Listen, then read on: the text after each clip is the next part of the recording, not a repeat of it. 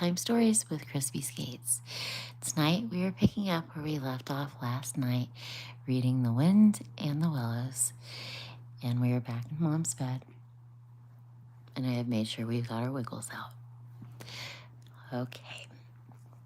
When the toad found himself immersed in a dark and noisome dungeon, and knew that all the grim darkness of medieval fortress lay between him and the outer world of sunshine and well-metalled high roads where he laid lately had been so happy disporting himself as if he brought up every road in England.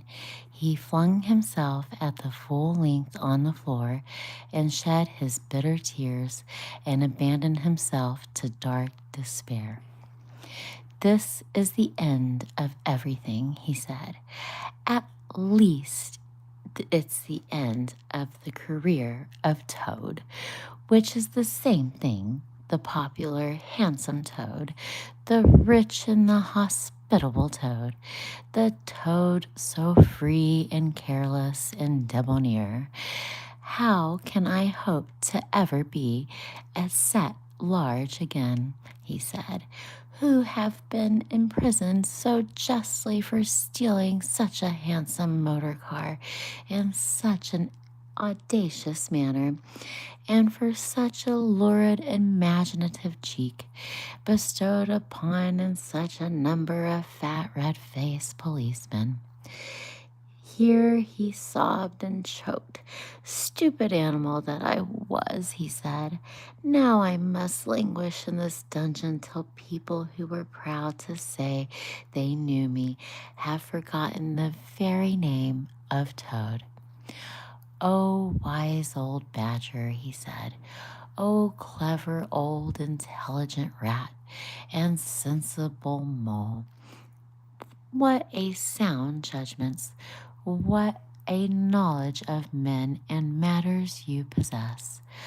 O unhappy and forsaken Toad, with lamentations such of these as he passed his days and nights for several weeks, refusing his meals or intermediate light refreshments through the grim ancient gaoler, knowing that Toad's pockets were lined frequently and pointed out that many comforts, indeed luxuries, could by arrangement be sent in at price from outside. Now the gaoler had a daughter, a pleasant wench and a good-hearted, who assisted her father in the lighter duties of his post. She was particularly fond of animals, and besides her canary, whose cage hung on a nail in the massive wall of the keep by day, to the great annoyance of prisoners who relished an after-dinner nap, was shrouded by the anti-masker on a parlor table at night. Hello, Barcelona. No, this is actually called The Wind and the Willows by Kenneth Grahame, who assisted her father in the lighter duties of his post. She was particularly fond of, I lost my place, and was shrouded in an anti-massacre on the parlor table at night. Yeah, I read to my son at night. It's a book from the Gutenberg collection. Thank you. She kept several piebald mice and a restless revolving squirrel. This kind-hearted girl, pitying the misery of Toad, said to her father one day, "Father, I can't bear to see that poor beast so unhappy and getting so thin. You have to have a managing of him. You know how fond I am of animals, and I'll make him eat from my hand and sit up and do all sorts of things." Her father replied that she could do what she liked with him. He was tired of Toad and his sulks and his airs of meanness. So that day she went on an errand of mercy and knocked at the door of Toad's cell. "Now cheer up, Toad," she said coaxingly on entering, "and sit up and dry your eyes and be a sensible animal. And do try to eat a bit of dinner. See, I've brought you some of mine, hot from the oven." Let's turn the page.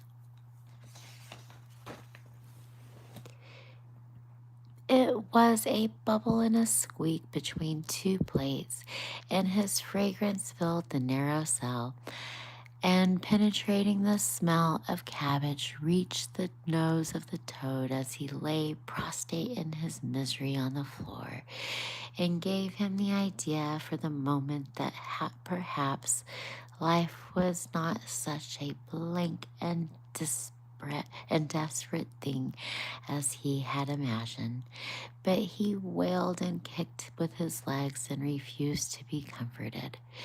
So the wise girl retired for the time, but of course a good deal of the smell of the hot cabbage remained behind, as it will too, and Toad, between his sobs, sniffed and reflected gradually, and began to think new inspiring thoughts of chivalry and poetry, and deeds to be done, of broad meadows and cattle browsing in them, raked by the sun and wind, of the kitchen gardens and straight herb borders and warm snap dungeon that best bees, of the comforting clink of dishes sat down on the table at Toad Hall, and the scrape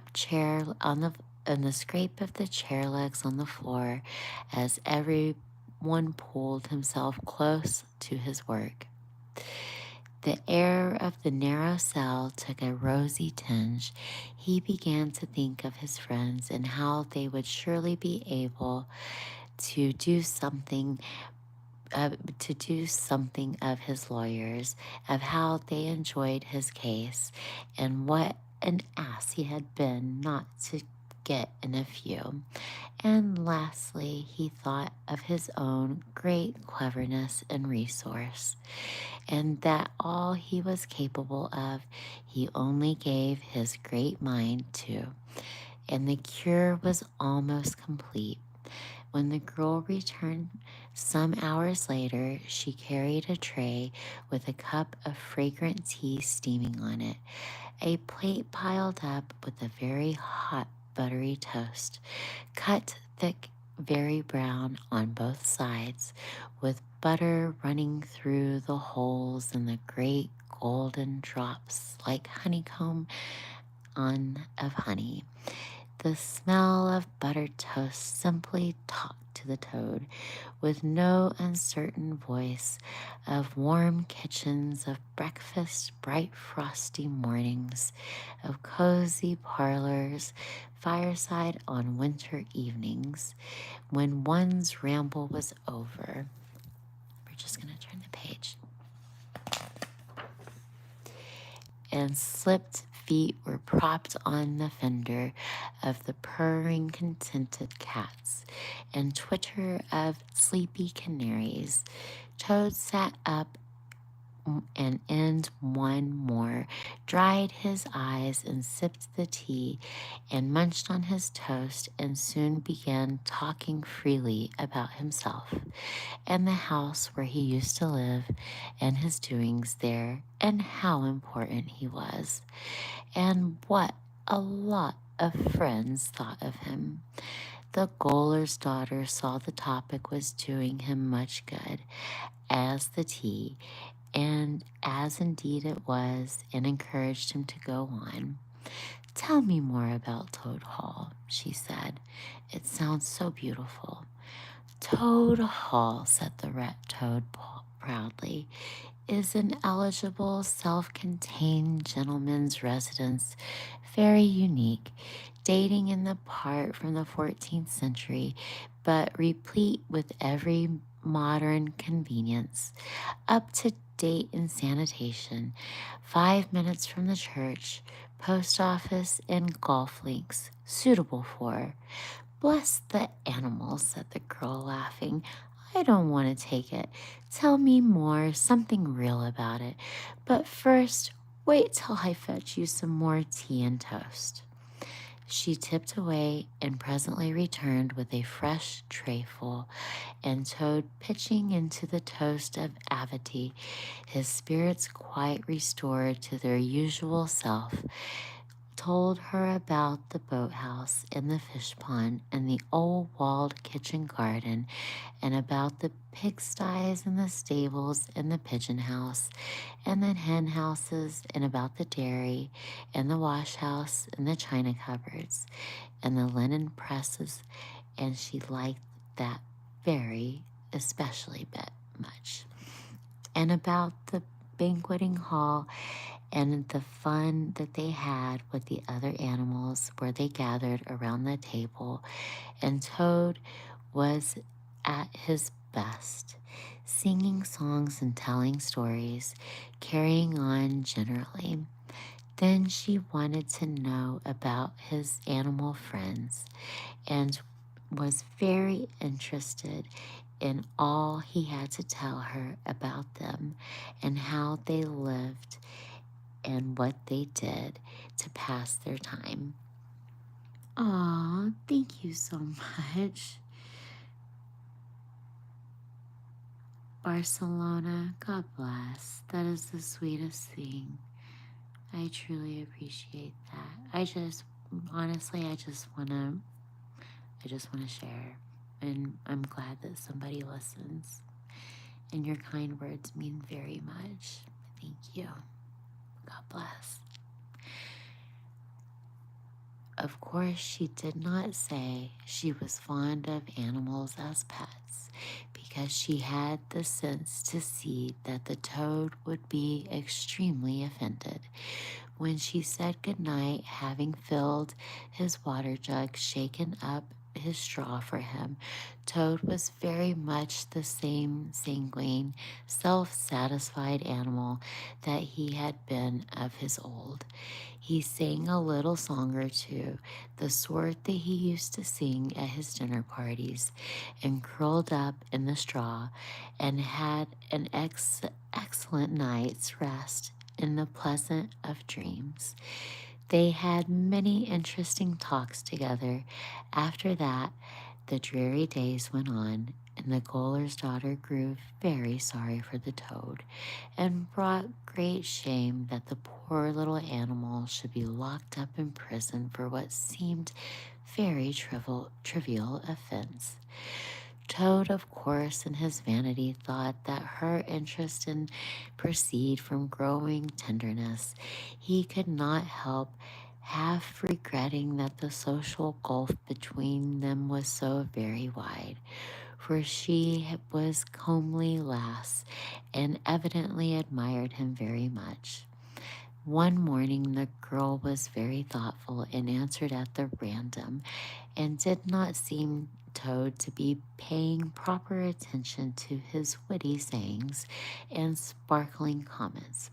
Toad, she said presently, just listen, please. I have an aunt who is a washerwoman. There. You don't mind me asking how old is she? Oh, he's 8. And a stinker. He thinks he's 18.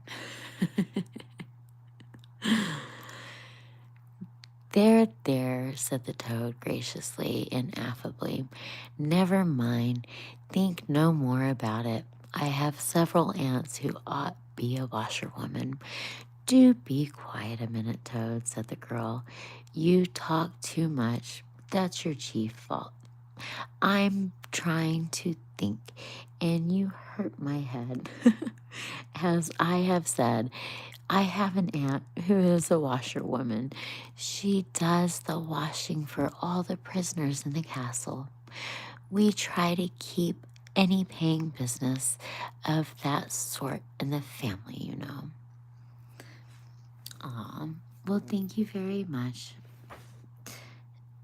I hope you all have wonderful dreams, Thank you for watching, and please consider liking and subscribing for more.